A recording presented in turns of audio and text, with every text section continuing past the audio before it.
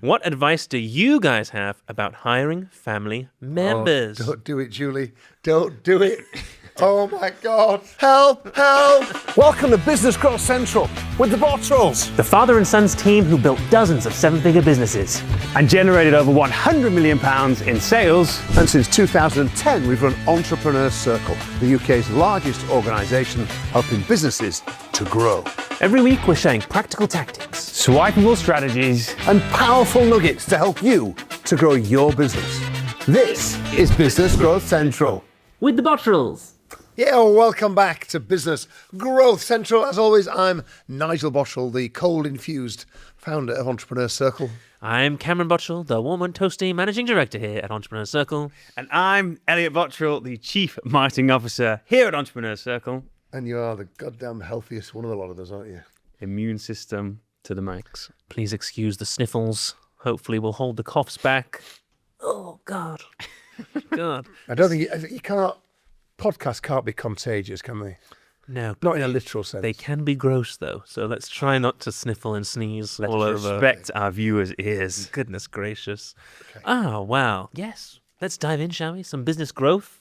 What's going on? Well, there is. It's been a great start to the year. I mean, I don't think we've ever achieved so much in the first kind of couple of weeks of the year. So far, so good. January is going well. Humble brag. But no, you're absolutely right. It's been action-packed and for good reason. We put a lot. Mainly because you've been driving us all we've been whipping us into shape. It's Well, it's got to be done. It got to be done. we did our first live broadcast on the first working day of the year. We did our second live broadcast on the second working day of the year. You know, we've already had a big event. You know, we brought all our EC members together at the Vox. So that's all happened. Goodness gracious. I mean, non-stop. honestly, this time last year, all I've done is sign a 10-year lease on a £5 million building. But it's great now. It is lovely. I do love the energy of January. I mean, I'm not one of these people that is depressed by January. I think it's an exciting month. No, I'm with you. I love January. Yeah. For me, it's the best time of the year. From a pure, self-indulgent marketing and sales perspective, it's glorious. The ad prices drop. You get to say People are ready to make some positive change. People are ready to buy, take action. How much was our ad spend like in the first half of January compared to like December? How much less was our ad spend? It was, well, the actual ad spend was about the same, but we got twice the amount from it. Okay. So our costs in January were like 50% less than in December. Yeah. Nice. Because, of course, when the times are good, we're not going to pull back on the spend. We're going to make the most of it. Yeah. But we're getting literally 2-for-1 offer has all of a sudden appeared on our traffic. Wow. Thank you, Mark Facebook's running Zuckerberg. a 2-for-1 offer on leads. Wow. Make the most of it. You know, people do forget that, and that is what it is a really valid point. I mean, obviously, 8 weeks ago we were a bit more depressed about this because, we were getting a lot less bang for our buck as we ran up in the run up to Black Friday and through December in the run up to Christmas. But then it does all. It's like on the fruit machines, in the casinos when you keep pulling the handle, and then what happens is It's like Boxing Day, and it all. Exactly. I think it's important and a useful thing to know how the market moves because, of course, in general, in business, you want to be laser focused on what is actually happening in your business because that's, the reality that you exist in and you want to control the controllables in that scenario. But it does pay dividends to understand when you have these major seasonal shifts because just by simply being ready and being prepared, we ran the same ads in January as we were running in December, but they were 50% cheaper. Not because we had a crazy tactic, but because that's just the way the market And so moves. therefore, we got to show the ads twice as many times for the same money, and we've got, broadly speaking, twice as many leads for the same spend. That's what's. I guess that's one of the perks of running ads all the time, Exactly which that. is not the norm. That for and, so many also, businesses. that and having a successful business. Well, That's there you fueled go. by Yes, ads. exactly. But it's interesting because so many businesses still do ad hoc marketing, and they still actually look at their marketing. Right, I'm going to run a campaign in March, and I'm going to now set up my ads and run that, and that's going to last for 2 weeks, and then it's done, and then I'm going to wait and analyze that and see what happened, and then a few weeks later, maybe run another one. And it's just an interesting way. I do recognise the truth of what you say there. I'm reminded of very early days in my business, and because when I started up on my own, I mean, you guys were probably still at primary school. It's quite a long time ago, but I was one of the first kind of businesses to really get on the trail with Google Ads, right in the very beginning when Google Ads were launched in the UK in 2004. And I was doing a lot on. In fact, Google invited me to Dublin, to their European HQ, as it was then, and they invited me because I was one of Google's top 50 European customers. And in all of Europe. In all of Europe. Wow. And my office at that point was my back bedroom in our house on Tynesbourne Lane. And but they paid for the airfare, everything, flew me out to Dublin for a couple of days. How much were you spending on all these insights? Well, yeah, probably about 20 grand or something. But we were getting leads were measured in pence then. It was like it was a penny a lead or 2 pence a lead or something. It was like a very cheap. But what happened was, and it's interesting because I remember I had a guy who used to help me out with my IT and fixing my computers and stuff in the office at home, and he came one day and my Google statement was on the desk, and he clocked it. And he spoke to me and he said, I've seen your Google statement, you're spending like £20,000 a month. He said, I could save you lots of money. He says, you don't need to spend that much money. And I got to the point where I'd realised that this Google at that point in time, it was like what I think it must have been like with the kind of Californian gold rush, in the 1850s. Because it was like the more money I gave Google, the more money I was getting back. Like it was like a 10 or 12 to 1 kind of ratio. So I just want to give Google more pounds, because every time I give Google £1, I get £12 back. Yep. This guy is saying, no, I can give Google 20p or 30p. Let's give it £1. No, I want to give it £1. And then the notion that I would have turned off my ads, and this is true even now, because my mental thing about this is that if I turn my ads off, even like for an afternoon, oh God, someone that would have seen the ad, who would or could become like our best customer ever, won't see the ad because this afternoon is the time when they're going to be browsing on the thing. And as an entrepreneur, a business owner that is striving towards any kind of sustainable long-term success, I actually think that's quite a healthy approach. And it goes back to your point precisely about run ads all the time. We just got to be running ads all the time. They're different ads. We have to change the creative. We have to, there's lots of things that we have to be tweaking. There's work to be done, but actually don't turn the ads off, because that's the lifeblood of the business is the inflow. Yeah. Wise words. Too right. Well, I'll tell you what I saw today. What did you see today? Completely different tangent. I guess it's tied into this. Our office is based on Blythe Valley Park, a very prestigious business park here in Solihull. Gymshark just next door. And every now and then, the business park, they do different little events and stuff. They did a lot of great Christmas stuff. And they sent an email out today, actually, and it had 2 things on it. The first was they had a link to all of the Christmas photos from the Christmas party, which they ran, which I did not attend, but it looked like they had like you could stick your face in this thing and then you looked like you were Santa Claus.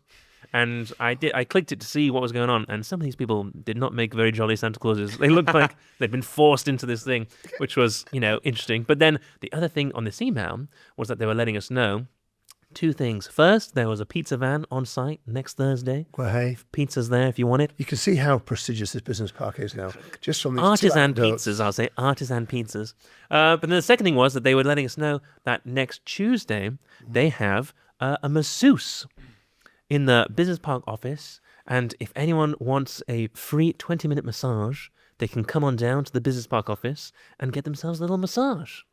And I thought, ooh, what a weird thing to do. Yes. I thought, that I can see having a massage, lovely. Having a massage in a random office without any sort of booking system whatsoever, so you're going to rock up and either there's no one there and you get a massage, or you get there and there's you're going to queue for a little massage with this random person. It felt a bit odd, but it got me thinking. It's a good job this is a prestigious business park, isn't it? It's very prestigious. Because if this was a low-level business park, I mean, people could be thinking all sorts of things now, couldn't they?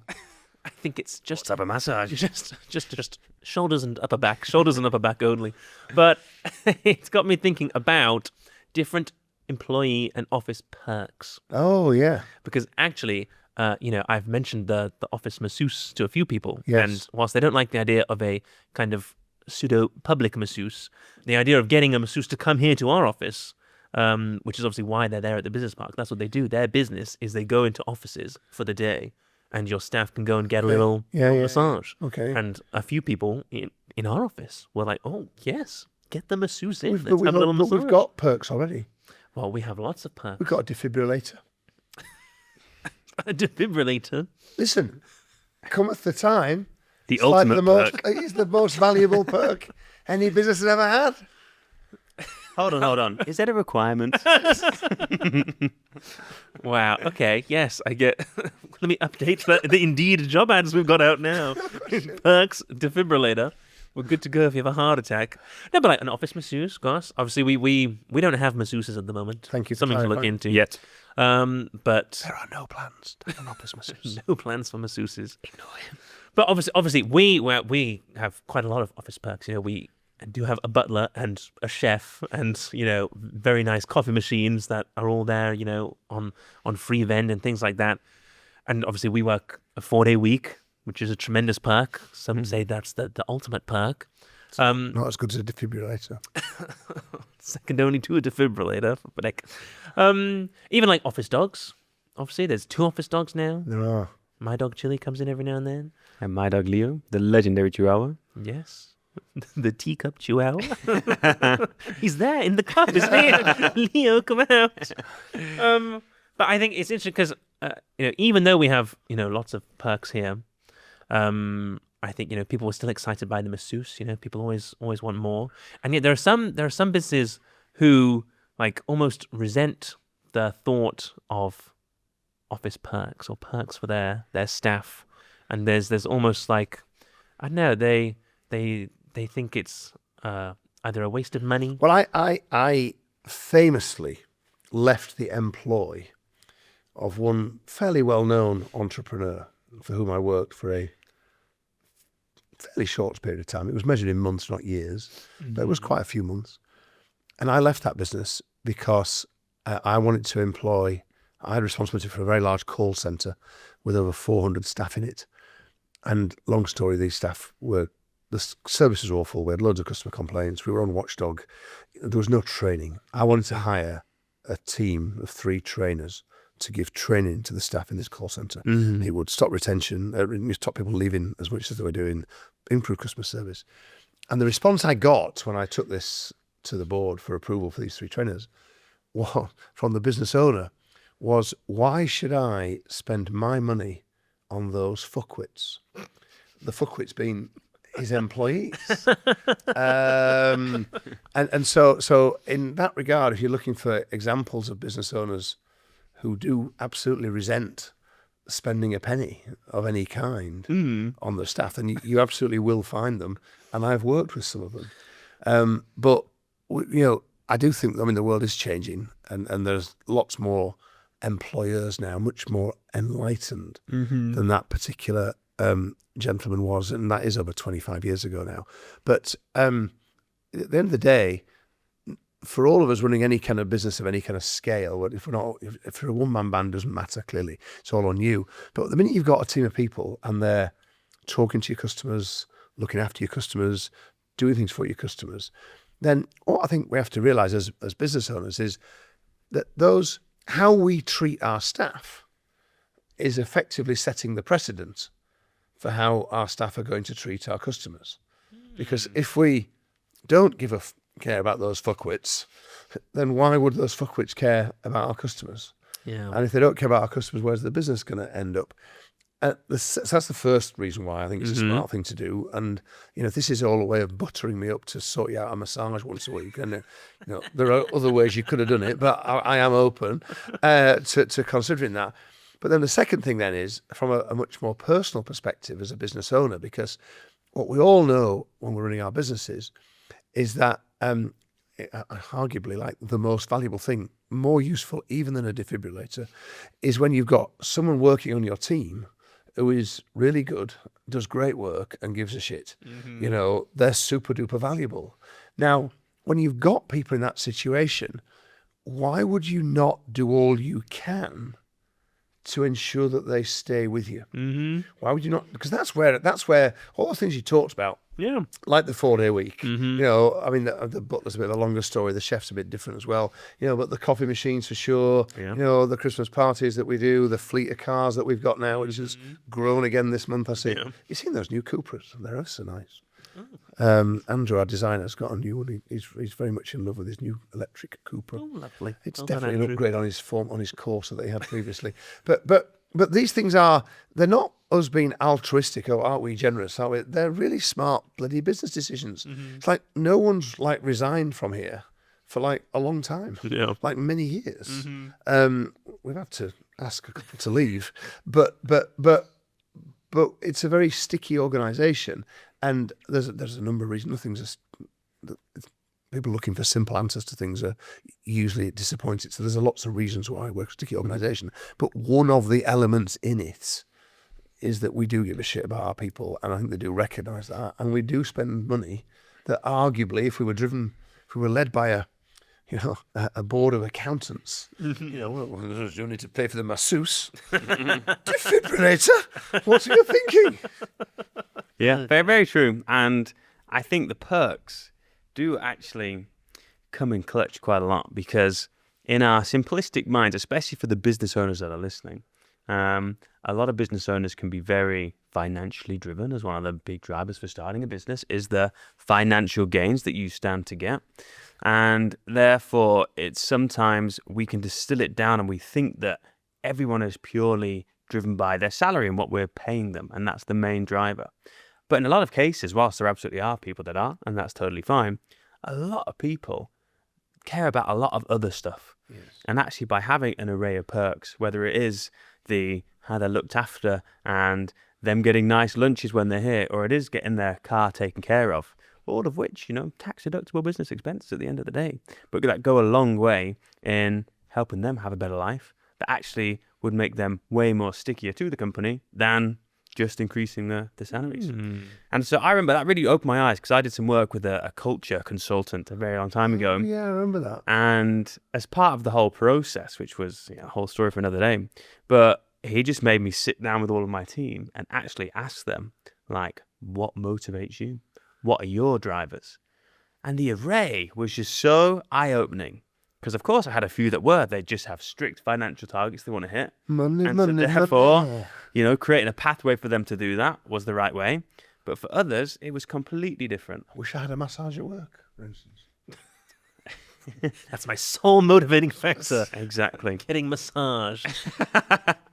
Goodness gracious. Wow. So I guess a bit of self-reflection then. So looking at yourself, what's your main motivational, reason for being? Wow, well, I'm glad you asked. Oh, gosh. Hold that thought, Elliott. There's a yet. business owner who needs help. Dun, dun, dun. A business owner has asked us a question, written it on a scroll, and it has dropped from the sky. It's time to help. Julie.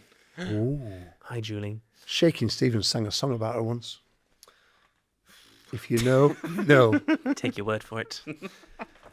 Well, Julie runs a bespoke shutter business. I bet Julie knows the song. Is the shutter business in the song? No, it's not. Okay, well, there we go.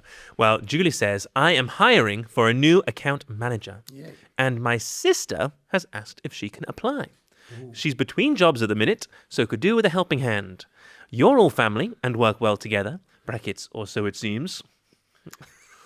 What advice do you guys have about hiring family members? Oh, don't do it, Julie.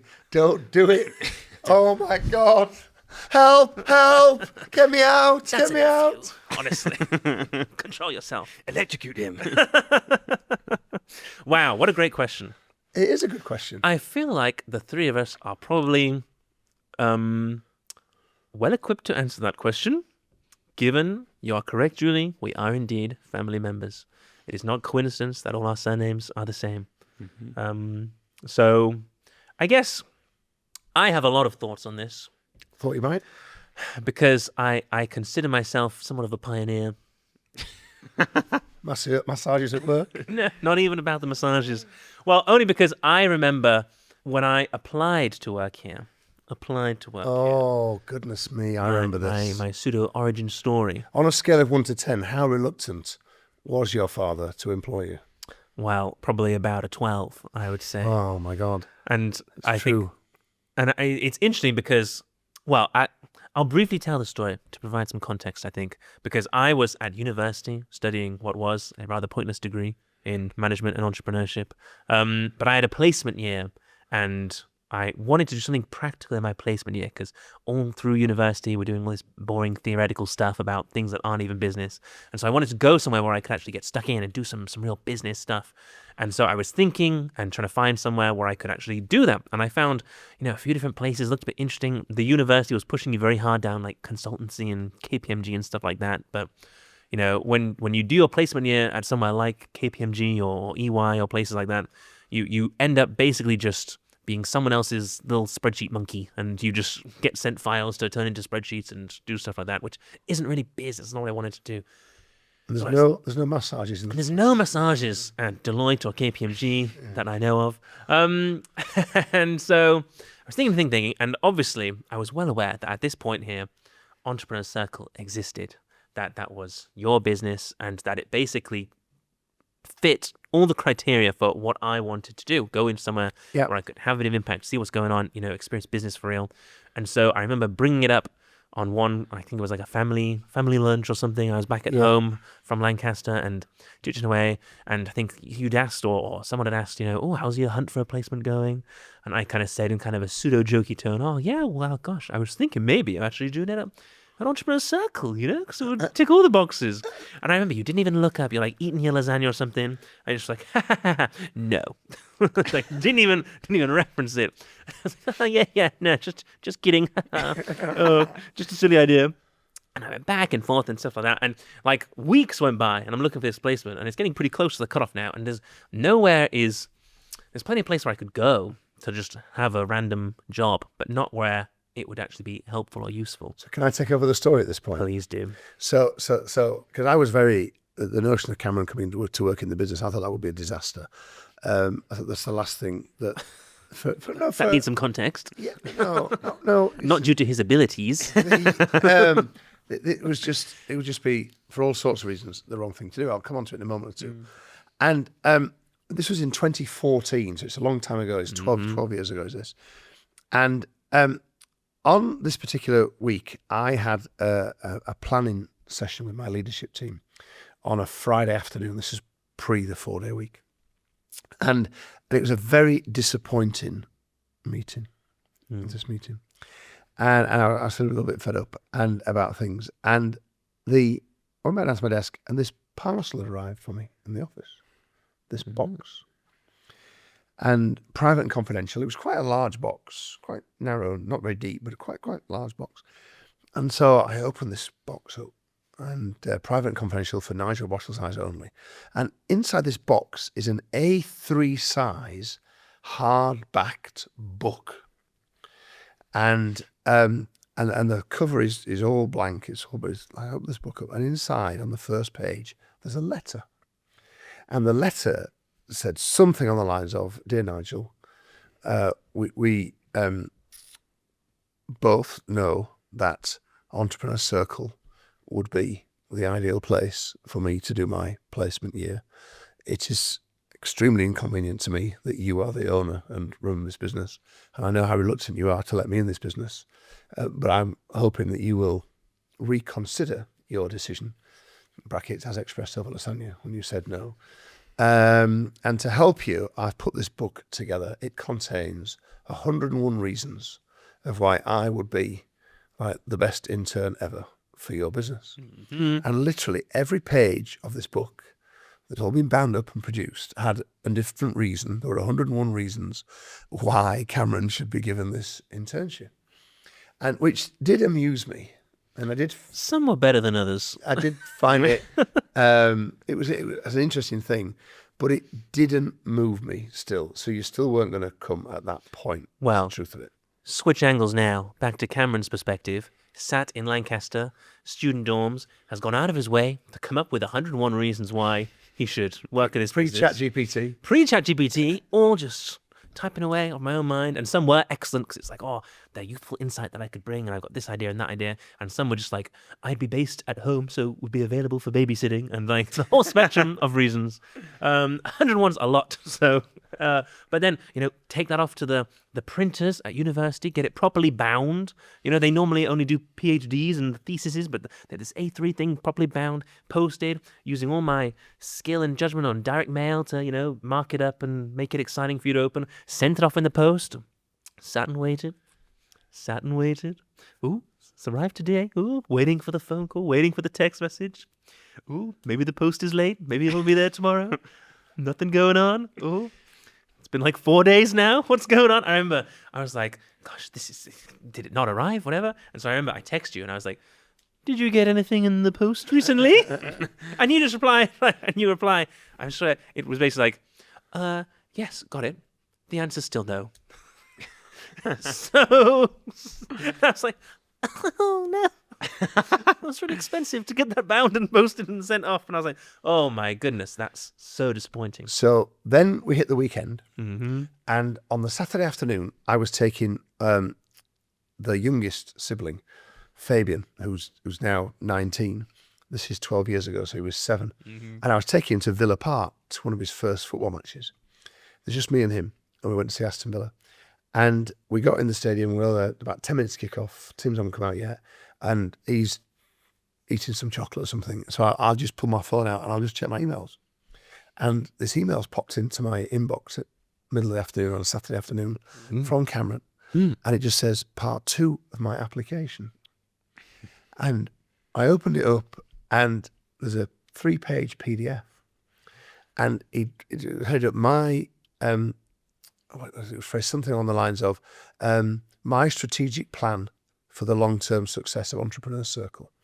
And there's this 3-page document, really well articulated. Honestly, this is what got him the job here, Julie. And in this regard, this is actually because he gave me, there was insights and there was thinking that was of a way higher caliber, frankly, and way more useful to the business and a lot more accurate as well than I'd had from my leadership team meeting the day before. Mm-hmm. And that was the point when I flipped and started. We got him.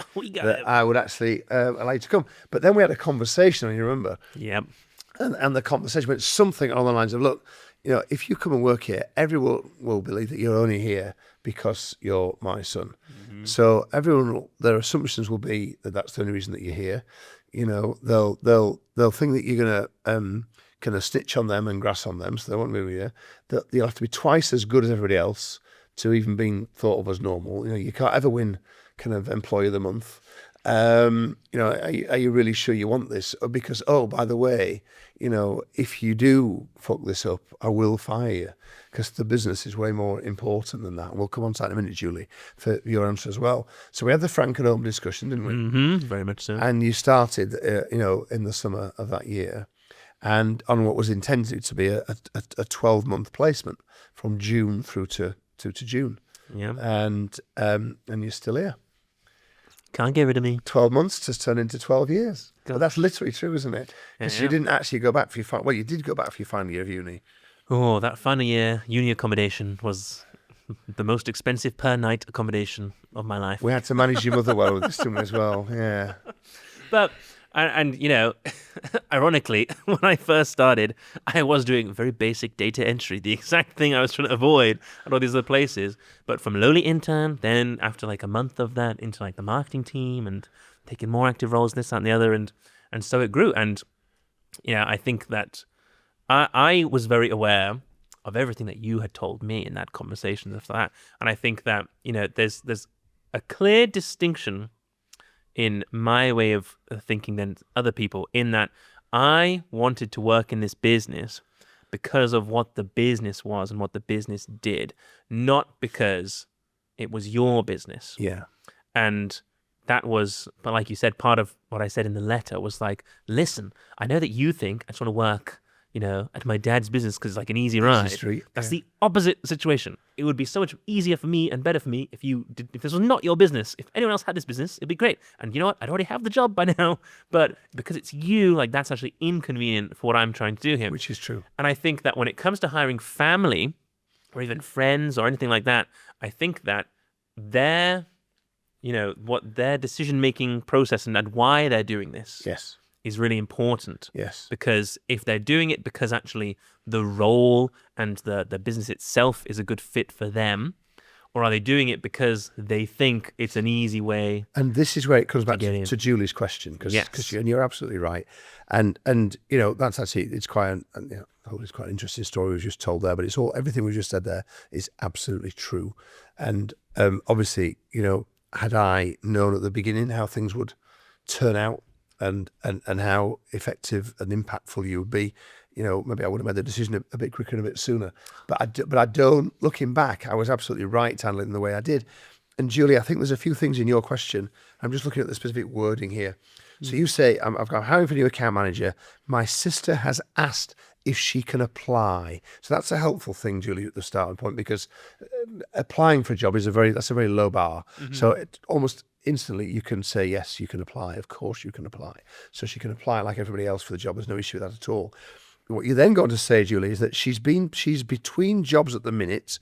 So again, that's now the first little red flag. Bit of a red flag.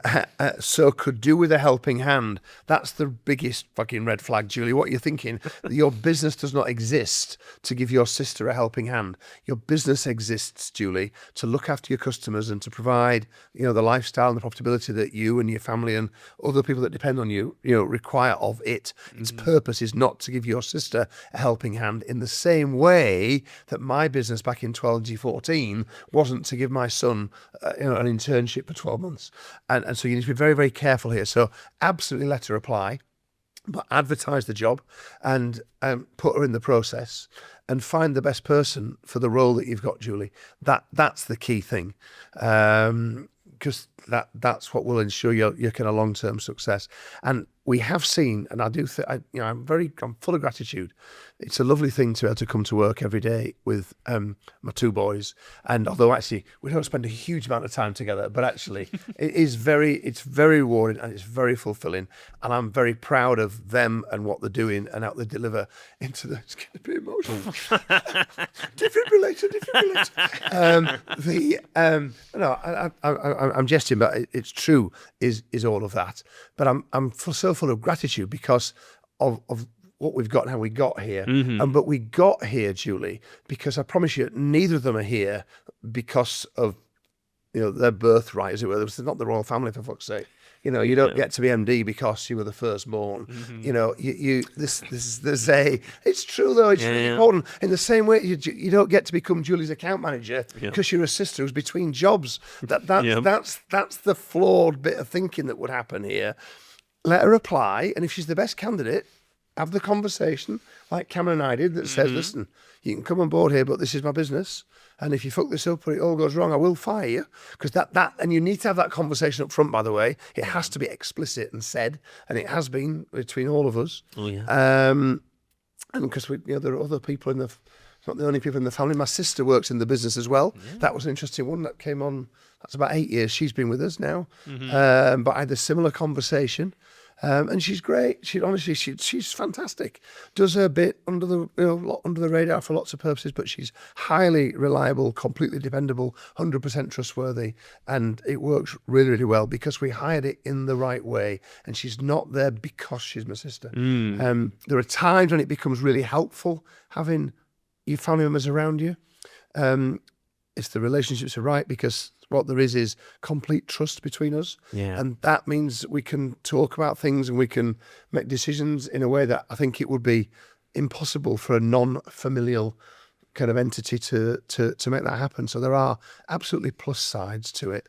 But there are things to be aware of. I think, obviously, Elliott, you have a whole other perspective because you, when you had your business, employed both your sister and your girlfriend.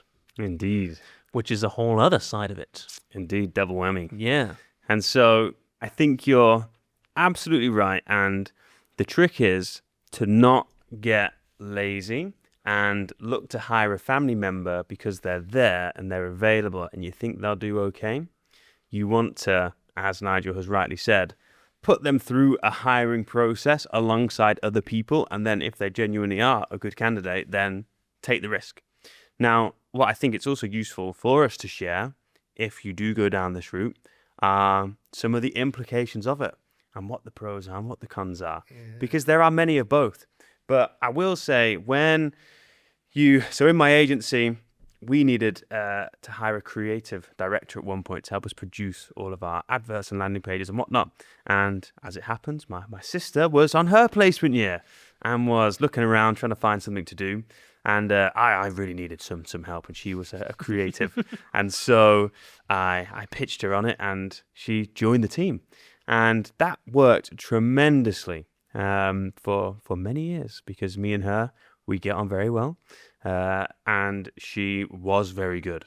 And so when your family members are actually skilled and are actually good, it can literally be like a dream come true because you do have this unrivaled level of trust in them, and they are bought into it more because when it's a family member, their buy into the business is typically going to be a lot more than any random employee that you have, because why ultimately would they give Tabitha was very protective of you, wasn't she? I know there was a couple of instances with other members of the team and stuff, and she was very much she looked out for you, didn't she? 100%, which was very good. But what I will say is you have to just, prepare yourself, because inevitably you're going to run into scenarios where things are going to get a little bit awkward. No one is perfect all the time. That goes for, me, myself, but also for your team members. And so you're going to have some uncomfortable conversations that are now extra uncomfortable because they're your family members. And then, oh my God, you then have to go and sit around the dinner table at the weekend and, pretend like nothing happened almost. And so you do invite that aspect into your life, which is a whole fun element as well. But look, as long as they're good and, they want to be there, then it's a wonderful thing. I think with the partner, so my girlfriend, who now fiance, is in the business with us as well. And again, that works for us incredibly well. I know many people who've done that and it's completely destroyed the relationship. And so there's definitely no hard and fast rule here. But for us, in this scenario, she was very skilled. And this was, again, I hired her in my agency originally because we needed some help with sales. And she was very good at sales. She was selling private jets before. And I thought, you know what? If we could just channel a little bit of that into my business, But they had this is gonna massages be there. amazing. And so that, again, was a tough sell. This was me. I somewhat pursued her and tried to convince her that it was the right decision. And luckily, she gave us a stab. But we did set out because her main objection was, God, we're going to spend all this time together. Now our work life and personal life is totally going to mix. That is going to be a bit much, right? And it totally can be if you are not clear with it and if you don't set clear boundaries and expectations. And so for us, it works great. We have a good time in the office. I know on one hand, it's great. We see a lot more of each other because we are in the office all the time.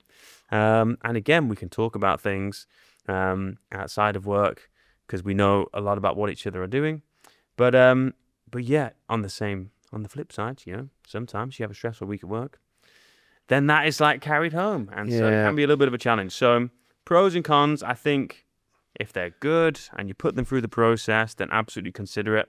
But just remember, it's not all sunshines and rainbows, and you will inevitably have some extra awkward conversations because they're your family. So I think going in with eyes wide open is the key. Yeah, I think when you hire family, if they're great all the time, it'll be fantastic.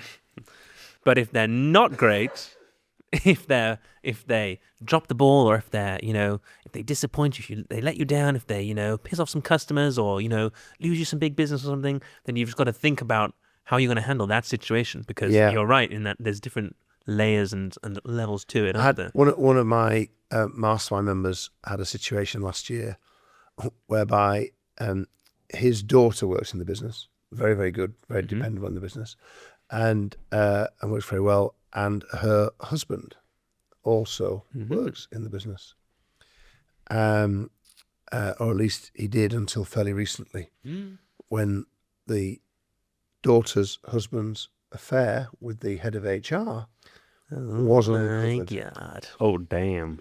Now, you want to talk about a mess in a business? Oh. That's what that was. So that was the son-in-law who had to go. The HR managers had to go. It's always the HR people. The daughter's very unhappy and distressed, and Oh, God. so performance is taking a big hit. So there are risks here, Julie. But I think let your sister apply. No issue with that at all. But put her through the same process. That's the key, isn't it? Yeah. The key is to not give handouts, not Yeah. let people slide in. Do you think? I've never had this chat with you, but just looking back now, don't you think that at least a tiny little bit of what you've achieved has come about because of how hard it was for you to get in? I think that it was almost certainly beneficial to have to work for it and go through like that whole process and everything like that. I mean, if nothing else, like I think like anything, the harder you have to work for something, the more you appreciate it. And so I think that almost certainly, you know, when I did start work, you know, I was the best goddamn data entry guy this place has ever seen, because I was so much more committed than any other data entry person to kind of prove myself and show what's going on. And I think if I had said, you know, around that dinner table, around that lasagna, you know, oh, I was thinking of Entrepreneur Circle, and you'd gone, oh yeah, great idea, Monday, Yeah. it would have been a very different Yes, that's right. Yeah. setup Yeah. and a very different scenario. Yeah. And so, yeah, I think you're probably right. And so, Julie, ask your sister to come up with 101 reasons why she should be your account manager, and only then consider her application. Unless, of course, she could do massages. Well, there we go. That's been Business Growth Central for this week. Hope it's been helpful. Thank you for joining us. We'll see you 7 days from now. Bye-bye. Bye-bye.